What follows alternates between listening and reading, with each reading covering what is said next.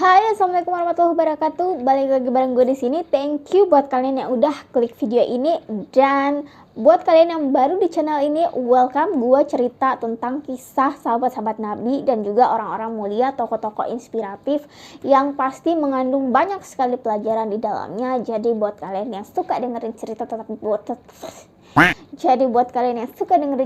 bukan dongeng, pastikan untuk tidak skip dan tonton sampai habis.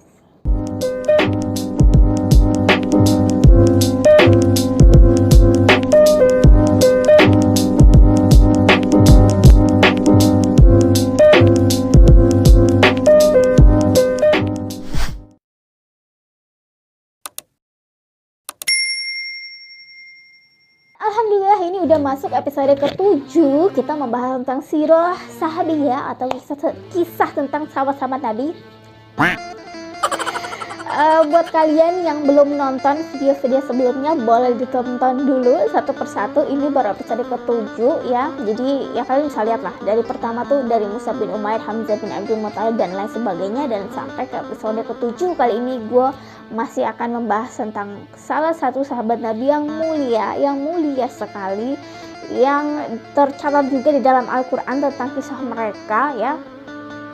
Dan beliau ini mendapat keistimewaan yang sangat luar biasa dari hadis-hadis Nabi, dari doa-doa Nabi kepada tokoh kita kali ini. Dan tokoh kita kali ini bernama Ammar bin Yasir. Siapa ayo yang udah pernah dengerin namanya? Ammar bin Yasir, keluarga Yasir. Pasti udah pernah denger kan? Atau minimal ya pernah denger tapi nggak tahu gitu kan? Bisa komen di bawah. Ammar bin Yasir radhiyallahu anhu. Ammar bin Yasir bernama Ammar bin Yasir bin Amir. Jadi ayahnya bernama Yasir bin Amir dan ibunya bernama Sumayyah. Awal mula kisahnya sebelum Ammar ini terlahir ya di Mekah, ayahnya yang bernama Yasir bin Amir ini berasal dari Yaman ya, dan pada waktu itu Yasir bin Amir ini datang bersama dengan kedua orang saudaranya ke kota Mekah ya. Dari Yaman dia datang ke kota Mekah. Dia punya hajat, kalau tidak salah dia mencari saudaranya, kemudian dia sekalian mencari kerjaan di sana. Ternyata dia merasa betah tinggal di Mekah dan dia tidak balik lagi ke Yaman, sedangkan kedua orang saudaranya itu balik ke Yaman. Jadi tinggallah Yasir bin Amir ini di Mekah. Nah, Yasir bin Amir ini ya, ayahanda dari Ammar bin Yasir radhiyallahu anhu ini, begitu sampai ke Mekah dia menjalin persahabatan ya dengan seorang yang bernama Huzaifah ibnul Mughirah. Jadi Abu Huzaifah ibnul Mughirah ini berasal dari Bani Makhzum. Kalau tidak salah itu sukunya Abu Jahal ya. Jadi karena kedekatannya dengan Al-Mughirah, ayahanda dari Ammar bin Yasir ini ya, Yasir bin Amir ini, karena kedekatannya dengan Al-Mughirah ya, kebetulan Yasir juga bekerja dengan Al-Mughirah. Kemudian Al-Mughirah ini karena senang kepada Yasir, beliau kemudian mengawinkan Yasir dengan salah satu hamba sahayanya atau budaknya yang bernama Sumayyah. Kebetulan Sumayyah binti siapa? Khayat ya, Sumayyah binti Khayat. Kebetulan Sumayyah binti Khayat ini juga adalah salah satu budak terbaik yang dimiliki oleh Al-Mughirah. Kemudian Al-Mughirah ini mengawinkan Sumayyah ini dengan Yasir gitu. Dan dari pernikahan mereka berdua akhirnya lahirlah seorang yang sangat mulia yang kita kenal dengan Ammar bin Yasir. Ammar bin Yasir masuk Islam di awal-awal Islam ya. Jadi di mana di situ orang-orang masih sangat ragu dan menyiksa ya, para pembesar Quraisy itu menyiksa kaum muslimin yang jumlahnya tidak banyak pada saat itu. Nah, Ammar bin Yasir ini termasuk masuk Islam di awal-awal ya, yang sebutannya selalu gue bilang as-sabiqun al-awwalun, teman-teman jangan lupa ya.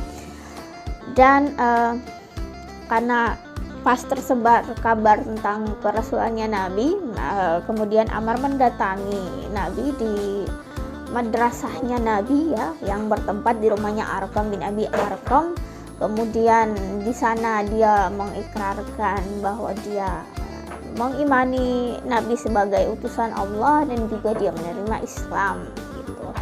Dan tidak hanya dia gitu, dia kemudian menjelaskan juga kepada ayah dan juga ibunya gitu. Dan alhamdulillah ayah dan ibunya ini memang luar biasa sekali, mereka sama sekali tidak menentang, malahan mereka ini ikut juga dengan Ammar untuk masuk Islam gitu pada saat itu.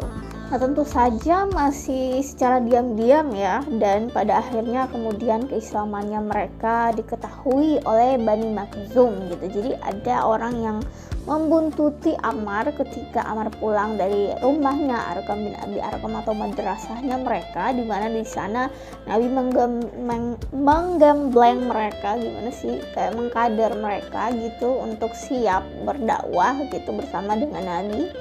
Dan pada saat itu jumlahnya mereka hanya sedikit ya. Ada orang yang melihat kemudian akhirnya keislamannya Ammar dan juga keluarganya terbongkar. Nah, pada saat terbongkar itu keluarga Bani Makhzum ya, suku Bani Makhzum ini sangat marah sekali ya, kalau tidak salah sukunya Abu Jahal itu Bani Makhzum. Nah, marah sekali karena mereka menganggap bahwa mereka telah mengangkat derajat Yasir ya, karena menganggap Yasir itu gimana ya istilahnya, Yasir ya, ayahnya Ammar ini berada di bawah perlindungannya Bani Makhzum gitu, karena dia berasal dari luar kota kan, dari luar negeri, maksudnya dia dari Yaman gitu. Nah, dan dia mendapat perlindungan ceritanya nih dari keluarga Bani Makhzum gitulah ya. Tapi ternyata mereka tidak tahu kalau keluarga Yasir ini sudah masuk Islam. Makanya ketika mereka mengetahui, mereka marah sekali. Kemudian mereka mulai menyiksa keluarga Yasir ini dengan sangat luar biasa. Penyiksaan yang diterima oleh Ammar bin Yasir, kemudian ayahnya Yasir bin Amir, kemudian Sumayyah ini ibunya, itu luar biasa. Mereka ya, ayahanda daripada tokoh kita kali ini Ammar bin Yasir dan juga ibundanya itu termasuk dua orang yang pertama kali mati syahid di dalam Islam. Ibunya adalah perempuan yang pertama kali mati syahid di dalam Islam yang bernama Sumayyah, kemudian ayahnya juga adalah laki-laki yang pertama kali mati syahid di dalam Islam yang bernama Yasir bin Amir. Jadi mereka tuh benar-benar disiksa di padang pasir, mereka diikat tangan dan kakinya, kemudian mereka dijemur di bawah terik matahari yang sangat panas di padang pasir ya. Bajunya mereka dibuka, jadi kulit mereka itu terkelupas semuanya karena ya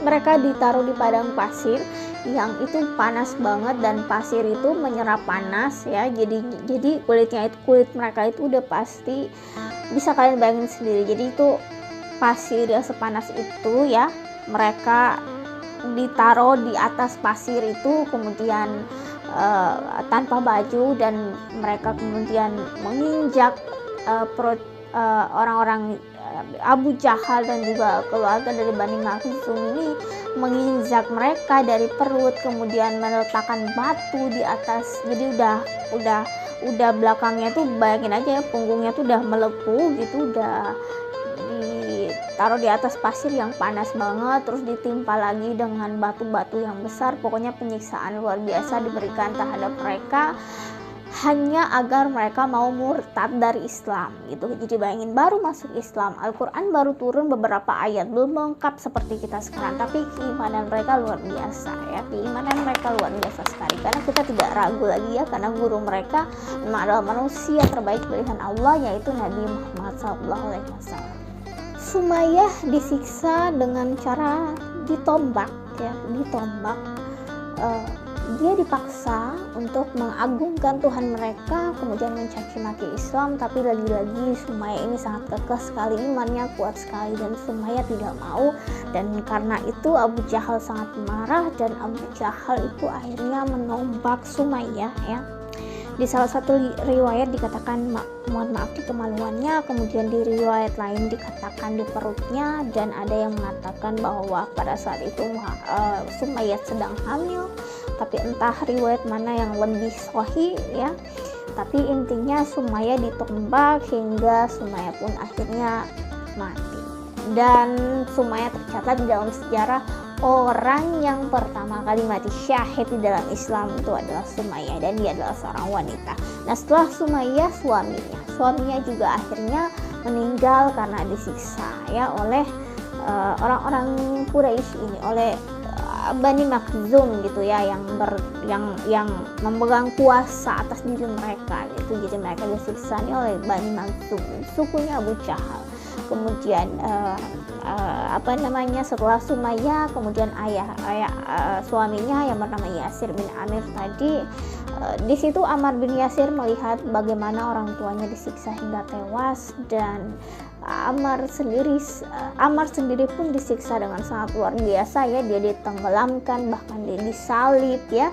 Selain dia ditaruh di padang pasir yang panas itu ya, dia juga disalib dan juga ditenggelamkan, dan juga Ammar juga dibakar gitu loh. Jadi bayangin teman-teman ya, Ammar itu dibakar. Entah seperti apa cara Abu Jahal membakar dia, apakah dengan obor yang dibakar perlahan dari kaki sampai ke kepalanya atau bagaimana ya. Yang pasti pada saat itu Ammar itu benar-benar sudah tidak tahan lagi, dan akhirnya pada saat itu Ammar itu dalam keadaan dia sangat kesakitan ya. Akhirnya dia tidak kuat menahan itu, dan dia dengan tidak sadar, dengan penuh kelemahan, dia mengatakan apa yang disuruh oleh Abu Jahal gitu, maksudnya mengagungkan Tuhan mereka gitu. Dan Abu Jahal pun akhirnya menghentikan penyiksaannya kepada Ammar gitu. Nah, setelah itu Ammar pun merasa menyesal sekali, dan dia merasa berdosa sekali, sehingga dia berjalan menuju ke rumah Nabi dengan tertatih-tatih sambil berdarah-darah, dan dia di sana menangis terseduh-seduh. Dia bilang, mereka telah membunuh kedua orang tuaku di depan mataku, dan mereka menyiksaku sehingga aku telah mengucapkan kata-kata yang menyebabkan aku keluar dari Islam ya Rasulullah. Dia bilang, ya Rasulullah, dia menyesal, dia menangis, dia tidak tahu, dia bilang dia sangat kesakitan dan dia tidak sadar sehingga dia mengucapkan kalimat itu, tapi dia mengatakan dia sangat menyesal. Nah, di situ kemudian Allah menurunkan salah satu surat ya yang bercerita, yang untuk menenangkan hatinya Ammar. Di situ Quran surat An-Nahl ayat berapa gitu, yang menyatakan bahwa tidak apa-apa karena Ammar di situ terpaksa gitu, karena jiwanya terancam ya, seperti itu. Jadi dengan tersenyum Rasulullah kemudian berkata seperti itu sama Ammar. Pertama Rasul tanya dulu, apakah hatimu juga mengatakan demikian ya? Kemudian Ammar bilang, tidak ya Rasulullah, hanya saja saya tidak kuat gitu, karena saya begitu disiksa oleh mereka gitu. Jadi saya akhirnya dengan terpaksa mengatakan apa yang diminta oleh Abu Jahal agar penyiksaan itu berhenti gitu. Dan Nabi mengatakan tidak apa-apa karena engkau terpaksa, dan turun surat itu ya, wahyu Allah dalam surat An-Nahl itu yang mengatakan bahwa tidak apa-apa. Ammar pada saat itu mengatakan seperti itu karena dia dalam keadaan terpaksa gitu, dan jiwanya terancam pada saat itu. Semenjak saat itu Ammar bin Yasir beserta umat Islam lainnya diperintahkan Nabi untuk hijrah ke Habasyah ya, yang kita kenal dengan Ethiopia sekarang ya, namanya Ethiopia, dulu namanya Habasyah, karena di sana ada seorang raja yang terkenal bijaksana yang bergelar Najasyi. Nama aslinya gue lupa, cuman yang pasti gelarnya Najasyi, raja di Ethiopia itu, di Habasyah itu. Dan akhirnya Ammar bin Yasir, Musa bin Umar, dan banyak orang-orang Islam yang mendapat penyiksaan pada saat itu, yang berasal dari kaum-kaum lemah, akhirnya hijrah ke Habasyah, termasuk dengan Ammar bin Yasir. Setelah hijrah ke Habasyah, Rasulullah kemudian mengutus Mus'ab bin Umair untuk berdakwah ke Madinah, dan akhirnya pintu dakwah di Madinah terbuka, orang-orang Madinah semuanya masuk Islam, dan akhirnya Madinah bisa menjadi ibu kota Islam, di mana di sana masyarakatnya mayoritasnya sudah memeluk Islam dan memungkinkan Madinah itu untuk menjadi ibu kota Islam gitu. Dan akhirnya Nabi memerintahkan untuk seluruh umat muslim, sahabat-sahabat Nabi yang tadinya berada di Habasyah dan juga yang masih berada di Mekah untuk kemudian hijrah ke Madinah. Setelah hijrah ke Madinah, mereka kemudian yang dilakukan pertama adalah membangun Masjid Quba, ya, masjid pertama yang dibangun oleh Nabi dengan sahabat-sahabatnya itu bernama Masjid Quba. Nah, kemudian setelah membangun Masjid Quba, mereka membangun lagi Masjid Nabawi gitu. Jadi Ammar bin Yasir itu sumbangsinya di situ luar biasa dalam membangun Masjid Nabawi itu, ya. Banyak sekali pujian yang dikatakan oleh Nabi terhadap Ammar di situ, ya. Yang lain mengangkat satu batu, Ammar mengangkat 2 batu gitu. Jadi Ammar tuh memang terkenal, ya, badannya cukup kekar juga pada saat itu. Jadi dia semangat sekali untuk membangun masjid, dan ada salah satu riwayat yang gue dapat, ya, di situ katanya pada saat pembangunan Masjid Quba itu awalnya tuh Ammar yang menyarankan sama Nabi gitu. Jadi ya itu yang gue dapat, ya, entahlah itu sesuai apa riwayatnya, yang pasti kalau memang benar berarti Ammar panen pahala sampai sekarang, luar biasa, Masya Allah. Ammar bin Yasir sendiri memiliki usia yang cukup panjang gitu, ya. Dia hidup sampai umur 93 tahun kalau tidak salah, ya. Jadi Ammar bin Yasir ini semenjak hijrah ke Madinah tidak ada satupun perang yang terlewatkan. Jadi dia ikut terus selama Nabi berjihad, tidak ada satupun perang yang tidak diikuti oleh Ammar bin Yasir ini. Nah, pada saat itu Nabi sempat bersabda bahwa mengatakan, ya, bahwa kasihan sekali Ammar, karena sambil melihat Ammar, Nabi berkata, kasihan sekali Ammar, ya, karena nanti dia akan dibunuh oleh orang-orang yang memberontak gitu, ya. Dan ternyata benar, nanti kita akan bahas di akhir, ya, bagaimana kisah kematian daripada Ammar bin Yasir ini. Dan juga pernah disabdakan oleh Nabi juga bahwa minuman terakhir yang akan diminum oleh Ammar, ya, sebelum dia minum adalah susu. Nah, itu akan kita jelaskan lagi di akhir nanti seperti apa. Nah, Ammar bin Yasir sendiri diberikan umur yang cukup panjang oleh Allah sampai di usia ke-93 tahun, dan Ammar akan meninggal di perang Siffin pada tahun 37 Hijriah. Dan yang unik dari Ammar, ya, adalah Ammar ini menjadi rujukannya para sahabat. Jadi ketika ada terjadi konflik, ya, konflik politik, atau ada 2 kubu sahabat begitu, itu yang menjadi rujukannya adalah Ammar gitu. Jadi ketika Ammar berada di kubu yang mana, berarti yang benar adalah kubu itu begitu. Karena kan beberapa kali terjadi pertikaian atau perang saudara yang seperti perang Jamal dan juga perang Siffin itu kan di mana kaum muslimin itu terbagi menjadi 2 kubu, ya, 2 kubu sahabat gitu, yang saling, ya, gimana ya, sensitif juga sih kalau ngomongin itu, cuman intinya begitu. Itu sejarah, ya, sejarah. Jadi, ya, di perang Jamal Ammar berada bersama pasukan Khalifah Ali bin Abi Thalib. Kemudian di perang Siffin juga seperti itu, di saat suasana politik sedang luar biasa gaduh, itu orang bingung untuk memilih antara Muawiyah bin Abi Sufyan ataukah Ali bin Abi Thalib gitu. Karena pada saat itu, ya, terjadi perang Siffin itu latar belakangnya itu sudah ini, ya, itu pokoknya berawal dari meninggalnya Khalifah Utsman bin Affan, sehingga terjadinya perang Jamal. Kemudian akhirnya nanti ada lagi perang Siffin itu yang di mana pasukan Muawiyah bin Abi Sufyan yang waktu itu menjabat sebagai gubernur di mana, ya, di negeri apa gitu, sama Ali bin Abi Thalib yang pada saat itu menjabat sebagai khalifah gitu. Dan pada saat itu kaum muslimin bingung gitu, mereka mau ikut dengan kubu yang mana nih itu pada saat perang Siffin. Dan ternyata yang menjadi rujukan itu kan Ammar, kan, karena dalam beberapa hadis itu Nabi meriwayatkan bahwa Ammar ini akan selalu berada di pihak yang benar. Jadi kalau Ammar berada di pihak yang mana, berarti pihak yang itulah yang benar gitu. Jadi Ammar ini selalu menjadi rujukan. Pernah Ammar tuh berselisih paham dengan Khalid bin Walid, ya, dan di situ Nabi mengatakan bahwa barang siapa yang memusuhi Ammar berarti memusuhi Allah gitu. Bayangin loh, segitu istimewanya Ammar bin Yasir ini. Makanya pokoknya kata Nabi, dia itu imannya luar biasa. Ambil pelajaran dari Ammar, karena Ammar kata Nabi dia menjadi rujukan gitu ketika orang berselisih paham gitu.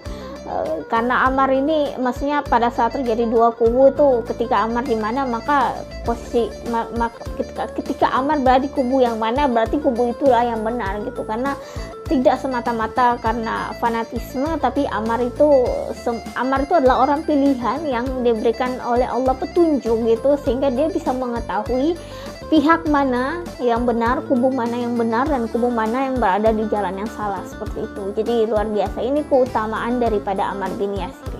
Nah, singkat cerita, di perang Siffin itu antara pasukannya Imam Ali bin Abi Thalib yang pada saat itu menjabat sebagai khalifah, dan juga Muawiyah bin Abi Sufyan yang pada saat itu menjabat sebagai gubernur Irak, kalau nggak salah tuh, gubernur Irak tuh berapa. Muawiyah bin Abi Sufyan ini adalah anaknya Abu Sufyan ya, dan ibunya bernama Hindun. Hindun itu yang pemakan jantungnya Hamzah, namun akhirnya dia masuk Islam juga. Nah, ini anaknya ini bernama Muawiyah bin Abi Sufyan yang pada saat itu menjabat sebagai gubernur di Irak kalau tidak salah. Itu ceritanya dia belum mau membaiat Khalifah Ali bin Abi Thalib karena masih meminta darahnya Utsman bin Affan itu harus bisa dapat dulu pembunuhnya, sedangkan pada saat itu masih belum ditemukan juga pembunuh daripada Utsman bin Affan ini, begitu. Jadi di perang Siffin itu akhirnya berkecamuk dan Ammar bin Yasir tiba-tiba ada di dalam pasukannya Ali bin Abi Thalib gitu. Ammar memilih berada di pasukannya Ali bin Abi Thalib, dan memang Ammar selalu berada bersama Ali bin Abi Thalib dari perang Jamal, dari kisru-kisru politik itu Ammar selalu berada di barisan Ali bin Abi Thalib, sehingga banyak sahabat yang melihat bahwa oh ya, kalau Ammar berada di barisan Ali bin Abi Thalib berarti Ali bin Abi Thalib adalah orang yang benar pada saat itu, berada di pihak yang benar pada saat itu. Tapi bukan berarti kita bisa mencela Muawiyah bin Abi Sufyan juga gitu, karena banyak juga hadis yang menceritakan tentang keutamaan dan fadilahnya beliau ya. Nah, kemudian di perang Siffin itu Ammar sempat meminta air ya kepada seorang wanita, kemudian yang diberikan oleh wanita itu bukan air melainkan susu. Nah, di situ Ammar kemudian mengingat sabda Nabi bahwa yang disabdakan oleh Nabi bahwa minuman terakhir yang diminum oleh Ammar adalah susu. Nah, di situ Ammar kemudian merasa bahwa mungkin ini adalah ajalnya, dan itu umur dia memang sudah 93 tahun, sudah sangat sepuh. Dan singkat cerita ya, pasukan Muawiyah bin Abi Sufyan ini sudah berusaha untuk menghindari agar pasukannya mereka ini ya, pedang ataupun tombak ataupun panah mereka tidak sampai mengenai kepada Ammar bin Yasir, karena mereka juga tahu tentang hadis itu ya. Muawiyah bin Abi Sufyan ini juga tahu tentang hadis itu, bahwa ketika mereka membunuh Ammar, maka mereka lah yang dikatakan sebagai pasukan yang pemberontak. Tapi ya namanya takdir ya, tidak bisa diapa-apakan. Memang sudah qadarullah seperti itu. Panah kalau tidak salah dari salah seorang prajurit atau bagian dari prajurit dari Muawiyah bin Abi Sufyan ini mengenai Ammar bin Yasir, sehingga Ammar bin Yasir pun harus tewas di situ, dan Nabi mengatakan Ammar itu mati syahid. Dan yang membunuhnya adalah pemberontak, adalah kelompok yang memberontak gitu loh. Jadi di situ secara terang benderang ya telah kelihatan bahwa memang yang salah di situ adalah pihaknya Muawiyah bin Abi Sufyan. Yang benar di situ adalah pihak Ali bin Abi Thalib radhiyallahu anhu. Tapi tidak boleh juga kita mencela Muawiyah bin Abi Sufyan. Pokoknya intinya perang Jamal, perang Siffin ini adalah fitnah dan tidak mudah. Kita tidak sembarangan kita mengambil riwayat dan menjelaskan, dan tidak mudah juga kita asal berbicara tentang keburukannya salah satu sahabat gitulah. Intinya ini sejarah ya, gue hanya menceritakan ya. Sebenarnya sih ini bukan kapasitasku untuk menceritakan tentang ini ya, gue sudah berusaha untuk berhati-hati banget gitu dalam bercerita tentang perang Siffin ini, tapi intinya itu benar, itu sejarah ya. Tapi tidak lantas kita bisa menghina atau menghujat para sahabat gitu ya, namanya juga manusia, sahabat juga manusia. Nah itu sisi manusianya sahabat. Nah setelah itu ya terjadi banyak sekali peristiwa-peristiwa seperti Karbala dan lain-lain, dan itu nanti insya Allah kalau ada kesempatan gue pengen banget undang seorang Ustadz atau Habib yang bisa menjelaskan itu dari dari sisi yang bisa bikin adem gitu, karena itulah yang menjadi cikal bakal terpecah belahnya umat Islam ya, dari mulai perang Jamal dan perang Siffin itu. Nah itu duka bagi umat Islam. Akhirnya Ammar bin Yasir pun harus syahid di perang Siffin yang terjadi di daerah Suriah pada tahun 37 Hijriah. Sedih sekali. Perang Siffin, perang Jamal ini adalah duka bagi umat Islam ya, dimana sangat disayangkan sekali perang itu bisa terjadi. Cuman ya ini bagian dari sejarah ya, kita bisa apa gitu loh, kita hanya bisa belajar dari sejarah. Yang pasti yang bisa gue sampaikan sedikit sependek pengetahuan gue bahwa di perang Siffin itu Ammar bin Yasir berada di kubu Ali bin Abi Thalib ya, yang menjadi pertanda bahwa Ali bin Abi Thalib sebagai khalifah yang sah pada saat itu, sebagai pemimpin umat Islam pada saat itu, yang berada di pihak yang benar ya, di kala suasana politik yang sedang gaduh saat itu, dan orang-orang bingung ya untuk memilih antara Muawiyah bin Abi Sufyan atau ke Ali bin Abi Thalib, karena keduanya adalah sahabat Nabi yang mulia. Maksudnya tidak bukan berarti bahwa gimana ya, ribet banget sih untuk menjelaskan ini, karena ketika nanti takutnya gue ngomong salah gitu, karena ini sensitif jadi intinya pokoknya Ammar bin Yasir berada di pihak Ali bin Abi Thalib, dan itu menjadi rujukan bagi orang-orang untuk mengetahui bahwa oh berarti yang benar adalah pihak Ali bin Abi Thalib. Tetapi tidak boleh kita menghina Muawiyah bin Abi Sufyan, karena banyak fadilah juga tentang beliau adalah sahabat Nabi yang mulia juga ya. Jadi itu menjadi pelajaran buat kita, dan mudah-mudahan kedepannya tidak terjadi perang saudara seperti ini lagi, dan yang pasti kita harus jeli untuk melihat gitu. Jadi ya sebenarnya sih kalau kita tidak benar-benar mengetahui, lebih baik kita diam saja, kita minta petunjuk sama Allah, dan kita memohon agar kita selalu diberikan petunjuk oleh Allah untuk bisa melihat ya mana yang benar dan mana yang salah, seperti itu. Ya, akhirnya berakhirlah kisah dari seorang sahabat yang mulia, Ammar bin Yasir ya. Ammar bin Yasir beserta dengan ayah dan ibunya adalah 3 orang sahabat mulia, 3 orang yang mendapat kemuliaan yang sangat luar biasa ya. Kedua orang tuanya meninggal dalam keadaan syahid. Yang pertama kali syahid wanitanya adalah ibunya Ammar, kemudian laki-lakinya adalah ayahnya Ammar. Kemudian Ammar sendiri meninggal di usia 93 tahun, sudah cukup sepuh. Namun mereka ini ya, keluarga Ammar bin Yasir ini menjadi rujukan bagi kita ya, semua kaum muslimin, yaitu keluarga ideal gitu. Maksudnya mereka hidup dalam kesederhanaan banget, tapi mereka punya iman yang sangat luar biasa. Ya, mudah-mudahan kisah ini bisa menjadi pelajaran buat kita semua, dan mudah-mudahan kita semua bisa mengambil hikmah daripada perjalanan hidup daripada Ammar bin Yasir ini. Akhir kata, gue mengucapkan terima kasih dulu nih buat kalian yang udah nonton sampai habis. Dan ya sebenarnya ini sedih ya, dan gue nggak bisa sih menjelaskan perang Siffin ini juga gitu. Ya insya Allah ada kesempatan sih gue pengen sih ngundang seorang yang punya kapasitas untuk berbicara mengenai perang Siffin ini. Nah, gue takut ya, maksudnya ini tuh berlawanan, berbenturan antara paham Syiah dengan paham Khawarij dan lain-lain.